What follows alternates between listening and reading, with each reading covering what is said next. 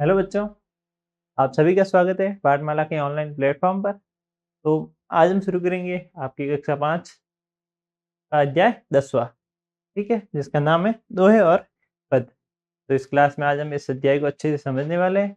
उसके बाद इसके अभ्यास कार्य, प्रश्नोत्तर और भाषा की बात सब इस क्लास में आज हम अच्छे से समझने वाले हैं, ठीक है। तो बने रहिए, शुरू करते हैं अपनी क्लास को और समझते हैं अपने अध्याय को। तो अपने अध्याय में सबसे पहले अपन को दे रखा है पर घर। एक सेकंड, पेन थोड़ा चेंज करता हूँ। पर घर पग नी मेलणो वना मान मनवार इंजन आवे देखने सिग्नल रो सत्कार। इसका क्या मतलब है? यानी कि पर घर पग नी मेलणो वना मान मनवार।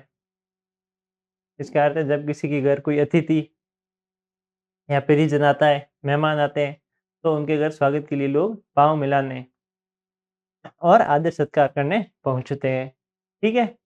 यानी कि जब मेहमान आते हैं अपने घर ही, मान लो अपने घर कभी यदि कोई मेहमान आता है, तो किस प्रकार से हम उनके स्वागत के लिए खड़े रहते हैं, ठीक है। और हमको बहुत ज़्यादा खुशी भी मिलती है कि कोई मेहमान आए अपने घर पे, तो हम उनके आदर सत्कार के लिए वहाँ पहुँचते हैं। जैसे उदाहरण दे रखा है इसमें कि जैसे इंजन आवे देखने सिग्नल रो सत्कार। इसका मतलब है कि इसका उदाहरण दे रखा है जैसे रेलगाड़ी का इंजन आता है, ठीक है। जब रेलगाड़ी का इंजन आता है तो सिग्नल उसका स्वागत करता है। आगे सिग्नल लगे रहते हैं, रेड, ग्रीन, ऑरेंज और येलो, इस प्रकार से सिग्नल लगे रहते हैं आगे। और वो रेलगाड़ी के इंजन जब आता है तो वो आगे उसके स्वागत के लिए ऐसे लगता है खड़े रहते हैं, ठीक है। इस प्रकार से जब कोई मेहमान हमारे घर आता है तो हम भी उनके स्वागत के लिए खड़े रहते हैं, आदर सत्कार के लिए वहाँ पे पहुँचते हैं, ठीक है। अब अगला दुआ देखते हैं। अगला दुआ है रेंट फरे चरक्यो फरे पण फरवा में फेर वो तो वाड़ रियो करे यो छूचारो ढेर। ये दो किनके हैं दोनों? बाबूजी चतुर सिंह, ठीक है। इसका अर्थ है कि रेंट यानी अरंडी, अरंडी का जो पौधा होता है, ठीक है। अरंडी का जो पौधा होता है, पौधा भी घूमता है, चरका भी घूमता है। यानी कि रेंट यानी कि अरंडी का पौधा भी घूमता है और जो चरका है वो भी घूमता है। और उसके अलावा पर दोनों के घूमने में फर्क है। चरखा भी घूमता है और अरंडी का पौधा भी घूमता है, लेकिन दोनों के घूमने में क्या है? फर्क है। दोनों के घूमने में क्या फर्क है? चरखा वो मेहनत से समाज को कपड़ा देता है, यानी उपयोगी काम करता है, जबकि रेंट केवल झाड़ झंझार और बेकार पत्तों का ढेर है, ठीक है। तो इसमें दे रखा है कि रेंट फरे चरक्यो फरे पर फरवा में फेर। इसका मतलब है कि रेंट यानी अरंडी का पौधा और चरक्यो यानी चरखा, ये दोनों घूमते हैं, लेकिन इनके दोनों के घूमने में फर्क है। जो चरखा है वो समाज में काम आता है, कपड़े बना के देता है लोगों को, ठीक है। लेकिन जो अरंडी का पौधा है वो कुछ नहीं है, बस एक झाड़ है, ठीक है, जो केवल पत्ते देता है, सूखे सूखे पत्तों का एक ढेर है। तो ये किनके दुआ है दोनों? बाबूजी चतुर सिंह। अब अगला दुआ देखते हैं। अगला दुआ दे रखा है कि करत करत अभ्यास के जड़मती होत सुजान रसरी आवत जाते सील पर परत निशान। इसका अर्थ है कि बार बार अभ्यास करने से मूर्ख या मंदबुद्धि व्यक्ति भी बुद्धिमान बन जाता है, ठीक है। जिस प्रकार कुएं में रस्सी के बार बार रगड़ खाने से पत्थर पर भी निशान पड़ जाते हैं, ठीक है, वैसे ही सतत सतत अभ्यास करने से कठिन कार्य भी संभव हो जाते हैं। इसका कहने का मतलब है कि करत करत अभ्यास के जड़मति हो सुजान। इसका अर्थ है कि जब हम बार बार कोई चीज़ को लेके प्रयास करते हैं तो वो चीज़ सफल हो ही जाती है, ठीक है। कभी कभी हमें कोई चीज़ में सफलता नहीं मिलती है, अगर हम बार बार उसमें से प्रयास करते हैं उस चीज़ को लेके, तो हमें ज़रूर सफलता मिलती है, ठीक है। तो उदाहरण में तौर पर इसमें दे रखा है कि जो रस्सी है वो पत्थर पे निशान नहीं कर सकती, ठीक है, लेकिन जब वो बार बार कुएं से बाहर आती है तो वो पत्थर से रगड़ खाती है, इस कारण से पत्थर पर भी निशान पड़ जाते हैं। लेकिन अगर वो बार बार अगर बाहर आती है तो उस पर भी निशान पड़ जाते हैं, रस्सी के कारण पत्थर पे भी। तो बार बार मेहनत करने से, इसमें दे रखा है कि बार बार अभ्यास करने से मूर्ख व्यक्ति जो होता है वो भी मूर्ख या मंदबुद्धि व्यक्ति जो होता है वो भी बुद्धिमान बन जाता है। ठीक है?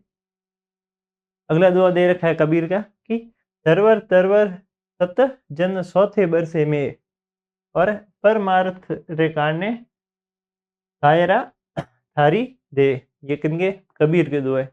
इसका अर्थ है कि तरवर यानी तालाब और तरवर यानी वृक्ष और संतजन ये तीनों बिना किसी स्वार्थ के दूसरों का भला करते हैं। ठीक है? संतजन जो संत होते हैं जो समाज की सेवा करते हैं लोगों की, यानी कि तालाब, वृक्ष और संतजन। ठीक है? ये तीनों बिना किसी स्वार्थ के दूसरों का भला करते हैं। और चौथा है मेघ यानी कि बादल, जो बरस कर सबको जीवन देता है। ये चारों केवल परमार्थ यानी कि परोपकार के लिए ही शरीर धारण किए हुए हैं। इनका जीवन दूसरों की भलाई के सार्थक में है। ठीक है?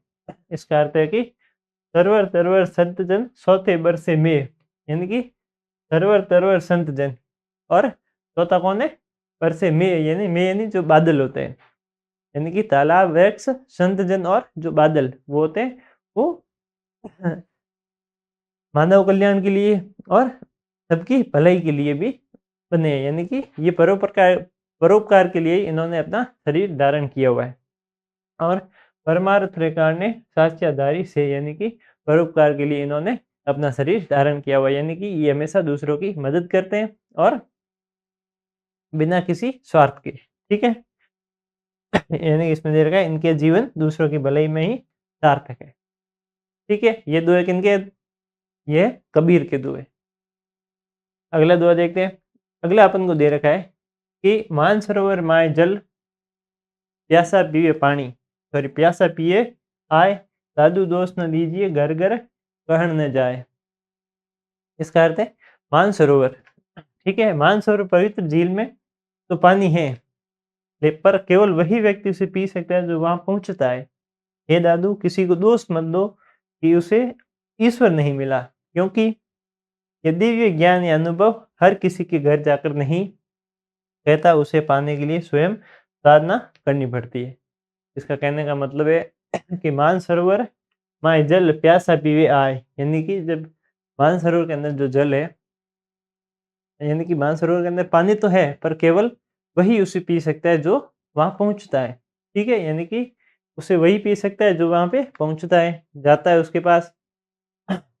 हे दादू, किसी को दोष मत दो कि उसे ईश्वर नहीं मिला, क्योंकि यह दिव्य ज्ञान या अनुभव हर किसी के घर जाकर नहीं कहता, उसे पाने के लिए स्वयं साधना करनी पड़ती है। यानी कि दादू दोष न दीजिए घर घर कहने जाए, यानी कि दादू किसी को दोष मत दो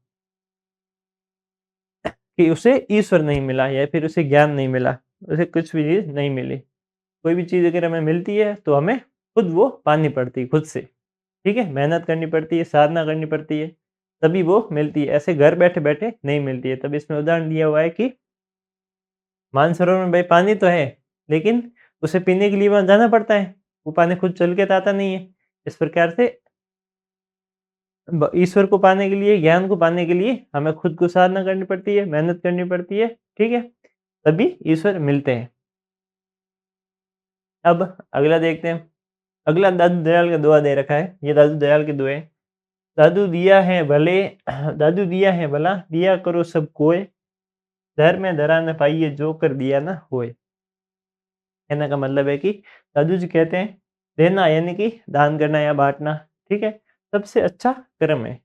हर व्यक्ति को कुछ न कुछ अवश्य देना चाहिए। जिस घर में देने की भावना नहीं है वहाँ कुछ भी टिकता नहीं, ना धन, ना सुख, ना शांति।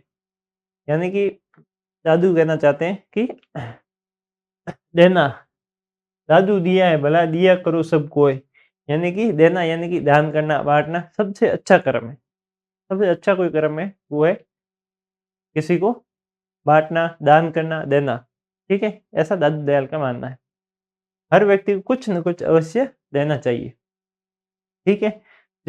जिस घर में देने की भावना नहीं है, यानी कि जिस घर में या जिस व्यक्ति के को कुछ भी चीज़ देने की, बाँटने की या फिर दान करने की कोई भावना नहीं है, वहाँ कुछ भी टिकता नहीं है। ना धन टिकता है, ना सुख, ना शांति। यानी कि जो कोई भी दान नहीं करता है, उसके ना तो धन होता है, ना सुख होता है, ना शांति होती है। ऐसा दादू दयाल का मानना है। ठीक है? ऐसा इस दोहे में दे रखा है। अब हम अगला दुआ देखते हैं। अगला दुआ दे रखा है कि बसो मेरे नैनन में नंदलाल, मोहनी मूरत सांवरी सूरत, नैना बने विशाल। अधर सुधारस मुरली राजत, और बैजंती माल, शुद्र घंटिका खट्टी तथा शोभित, नुपुर सबद रसाल।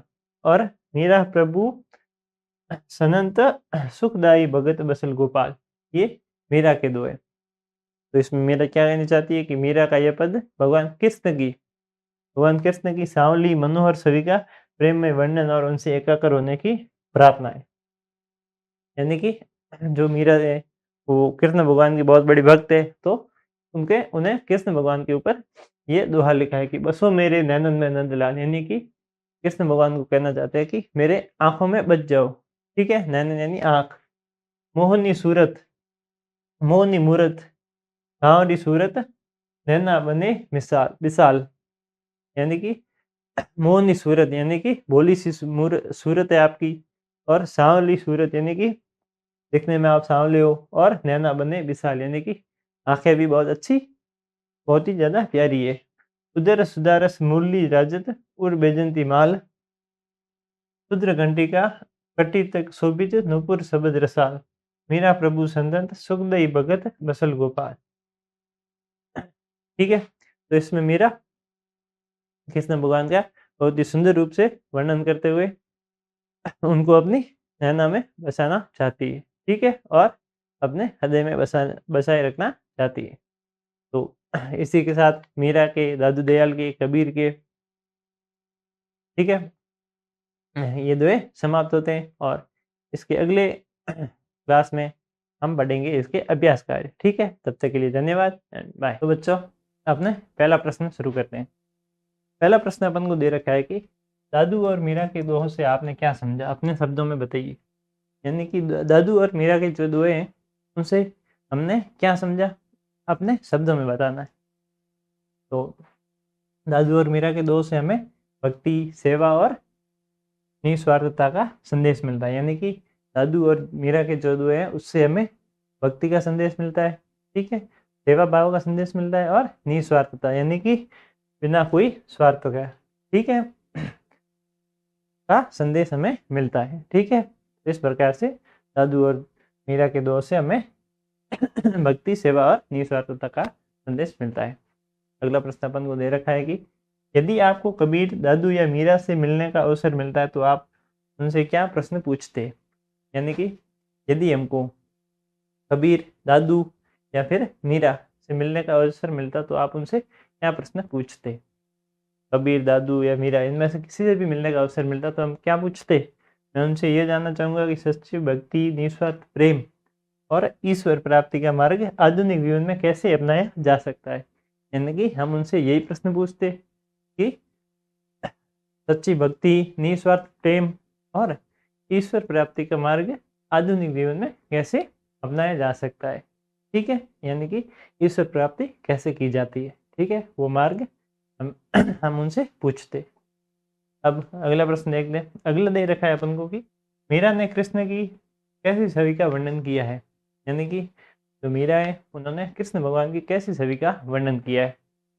तो हमने अध्याय में समझा था कि मीरा ने अपने पद में कृष्ण की अत्यंत सुंदर, मोहक और दिव्य छवि का वर्णन किया है। ठीक है, तो जो मीरा है वो अपने पद में क्या लिखती है कि कृष्ण की अत्यंत सुंदर, मोहक और दिव्य शक्ति।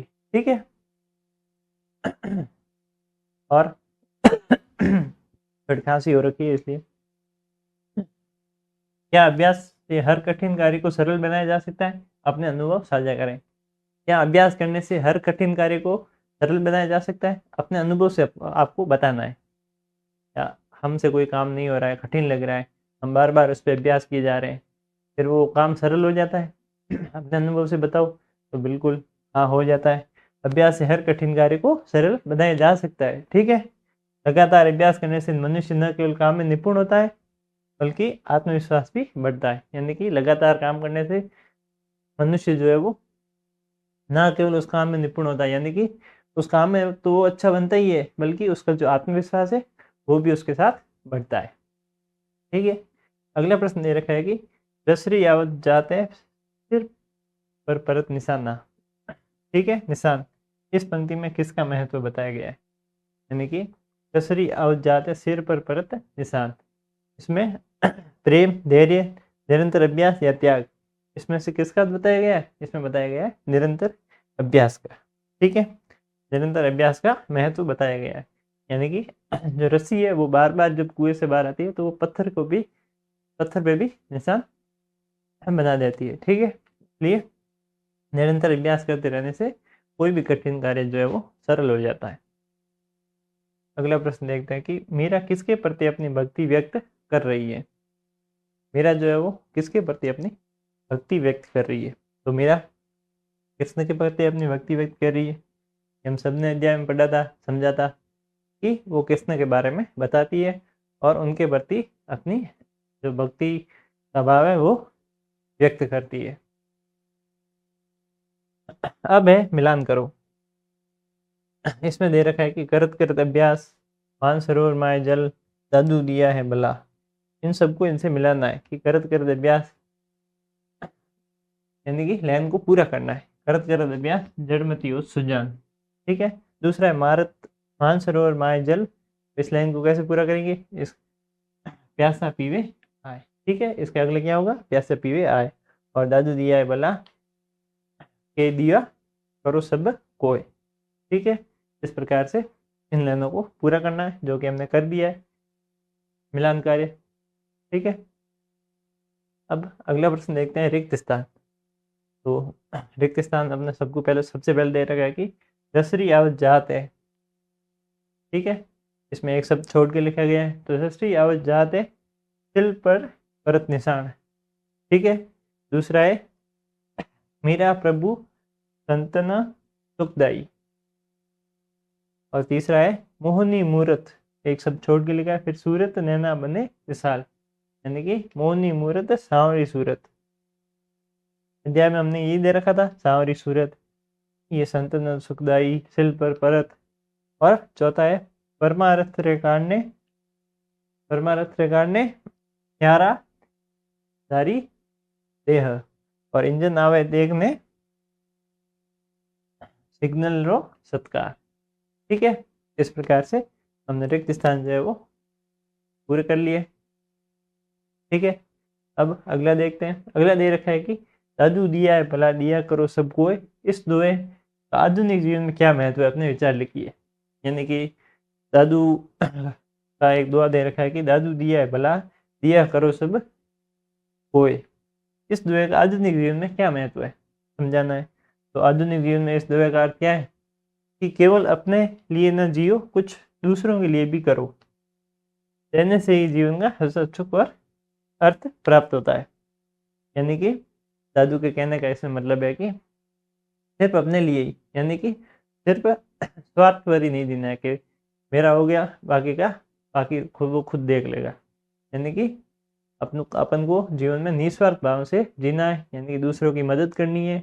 और जीवन में सच्चा सुख क्या है कि दूसरों को मिल बांट के खाना। ठीक है, दूसरों की सेवा करना, दूसरों की मदद करना और मिल बांट के खाना। ठीक है, यही जीवन का सच्चा सुख है। अब अगला क्या है कि अभ्यास का महत्व बताते हुए अपने जीवन की किसी घटना का वर्णन करें। यानी कि अभ्यास का महत्व बताते हुए अपने जीवन की किसी घटना का वर्णन करना है। ठीक है, अभ्यास का महत्व जैसे हमको कोई भी कार्य अगर कठिन लग रहा है तो हमने बार बार उस पर अभ्यास किया है। ठीक है, और वो कार्य सरल हो गया वह। ठीक है, फिर धीरे धीरे हमें देखने को मिला वो कार्य बहुत ही सरल है। इस प्रकार से हमको अपना अनुभव बताना है। तो जब मैं छोटा था तब मुझे गुणा पहाड़े याद करने में बहुत कठिनाई होती थी। ठीक है, जब मैं बहुत छोटा था तब मुझे गुणा पहाड़े वगैरह ये सब याद करने में बहुत कठिनाई होती थी। शुरू में बार बार गलती कर देता था और निराश भी हो जाता था।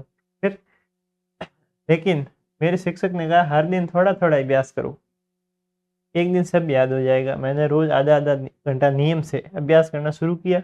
कुछ दिनों में बिना रुके पूरे पहाड़े बोलने लगा। बाद में अभ्यास गणित के कठिन सवाल करने में भी बहुत काम आया। ठीक है, इस प्रकार से अनुभव छोटा सा मैंने साझा किया है कि कोई भी काम अगर आपको कठिन लगता है तो अगर आप बार बार उस पर प्रयास करते हैं तो वो काम जरूर सफल हो जाता है और वो आपको सरल लगने लगता है और आपका आत्मविश्वास जो है वो भी बढ़ता है। अब आगे है कि आपको पाठ में से जो दोहा अथवा पद सबसे अच्छा लगा है उसके वर्णन पर आधारित चित्र बनाना है। ठीक है, यानी कि हमको अध्याय में जो भी दोहा वगैरह अच्छा लगा है सबसे, उसके आधार पर हमको उसका वर्णन करना है और उसके आधार पर उसका चित्र भी बनाना है। तो सबसे अच्छा कौन सा लगा कि बसो मेरे नैनन में नंदलाल और मोहनी मूरत सांवरी सूरत नैनो बने विशाल। ठीक है, तो मीरा का दुआ है कृष्ण भगवान के ऊपर। तो इसका वर्णन दे रखा है कि चित्र में मीरा बाई एक मंदिर में बैठी है और उनके हाथ में तानपुरा क्या है? तानपुरा एक वाद्य यंत्र है। ठीक है, जो ऐसा दिखता है और वे भाव विभोर होकर कृष्ण की भक्ति में लीन है। ठीक है, और सामने भगवान कृष्ण की सुंदर सांवली मूर्ति है, उनके होठों पर बांसुरी, गले में बेजयंती माला और पैरों में नुपुर है। मीरा के चेहरे पर शांति और प्रेम झलक रहा है और उनके नेत्रों में कृष्ण की छवि प्रतिबिंब हो रही है। ठीक है, जो कि आपको चित्र में साफ दिखाई दे रहा है। जो मीरा है वो एक मंदिर में बैठी है, सामने कृष्ण भगवान की मूर्ति बनाई है और जो मीरा है वो भक्ति में पूरी तरीके से लीन है। ठीक है, अब इसके आगे हम करते हैं इसके भाषा की बात। ठीक है, तब तक के लिए धन्यवाद एंड बाय। तो बच्चों, भाषा की बात अपन को पहला प्रश्न दे रखा है कि नीचे दिए गए विशेषण शब्दों का वाक्यों में प्रयोग करें। कुछ विशेषण शब्द दे रखे हैं, उनका वाक्यों में प्रयोग करना है। ठीक है, तो दान, भक्तवत्स, अविनाशी और बुद्धिमानी। ठीक है, अब इनमें से जो भी इन वाक्यों में सही से बन रहा है उनमें हमें लगाना है। ठीक है, तो पहला वाक्य अपन को दे रखा है कि मीरा के कृष्ण क्या थे? भक्त वत्सल। ठीक है, क्यों? क्योंकि मीरा जो थी वो कृष्ण की बहुत बड़ी भक्त थी। ठीक है, और दूसरा है अभ्यास करने से व्यक्ति क्या हो जाता है? व्यक्ति बुद्धिमानी बन जाता है। ठीक है, तो दूसरे में क्या आएगा? बुद्धिमानी। पहले में भक्त वत्सल आ गया। तीसरे में दादू ने लोगों को दान करने की प्रेरणा दी। दादू दयाल हैं, उन्होंने लोगों को दान करने की प्रेरणा दी। और चौथा है ईश्वर होते हैं, उनका कभी नाश नहीं होता। ईश्वर अविनाशी होते हैं और उनका कभी नाश नहीं होता। ठीक है, इस प्रकार से हमने जो विशेषण शब्द थे उनको वाक्यों में सही से प्रयोग किया। अगला प्रश्न अपन को दे रखा है कि नीचे दिए गए शब्दों को सही क्रम में लगाकर वाक्य बनाइए। अब कुछ शब्द दे रखे हैं अपन को, इनको सही क्रम में जमाना है और एक सही सा वाक्य इनके ऊपर बनाना है। तो पहला दे रखा है कि अभ्यास सफलता निरंतर दिलाता है। ठीक है, तो पहले का क्या हो गया कि निरंतर अभ्यास सफलता दिलाता है। और दूसरे क्या है? सबको करना चाहिए भला। तो क्या हो गया? सबको भला करना चाहिए। और तीसरा है कि कृष्ण मीरा आराध्या को मानती थी। इस प्रकार शब्द दे रखे हैं और इसका क्या होगा कि मीरा कृष्ण को आराध्या मानती थी। चौथा है कि अभ्यास से बुद्धिमान जड़मति बनता है। यानी कि इसका सही क्या होगा कि अभ्यास से जड़मति बुद्धिमान बनता है। ठीक है, इस प्रकार से हमको ये सही क्रम में जमा के लिखने हैं। और अगला इसका क्या है कि कक्षा साथियों के साथ मिलकर विद्यालय की दीवार पत्रिका बनाओ जिस पर नीतिगत दोहे को सुंदर लेख या प्रदर्शित किया गया हो। ठीक है, यानी कि कक्षा साथियों के साथ मिलकर हमें विद्यालय की जो दीवार है, दीवार पत्रिका यानी कि भित्ति पत्रिका बनाओ जिस पर नीतिगत दोहे को सुंदर लेख में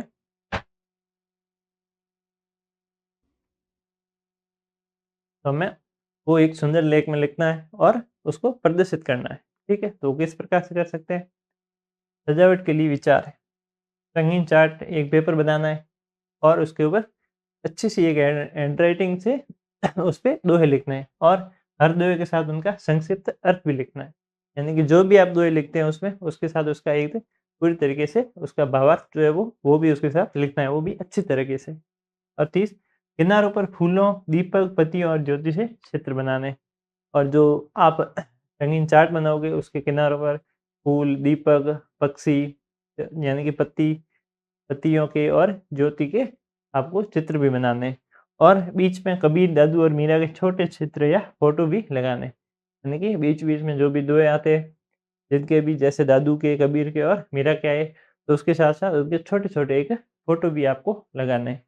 इस प्रकार से आप जो रंगीन चार्ट है, वो तैयार कर सकते हैं। और मैंने आपको यहाँ पे दे भी रखा है कि कबीर का दोहा, करत करत अभ्यास के जड़मति हो सुजान, दसरी आवत जाते सील पर परत निशान। इस प्रकार से आप दोहे बना सकते हैं, उसके साथ ये अच्छा-सा एक सुंदर-सा अर्थ भी लिख सकते हैं। क्या अर्थ है कि निरंतर अभ्यास से असंभव भी संभव हो जाता है।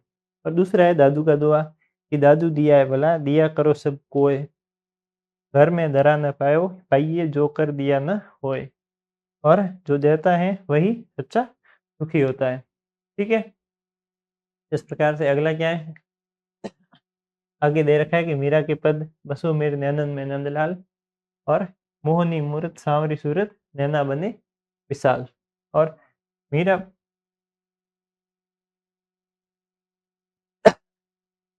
प्रकार से आपको ये मीरा के दोहे, कबीर के दोहे मैंने आपको अच्छे से लिख के दे दिए कि आपको एक अच्छे से सुंदर से चार्ट में बना के आपको तैयार करने हैं। ठीक है?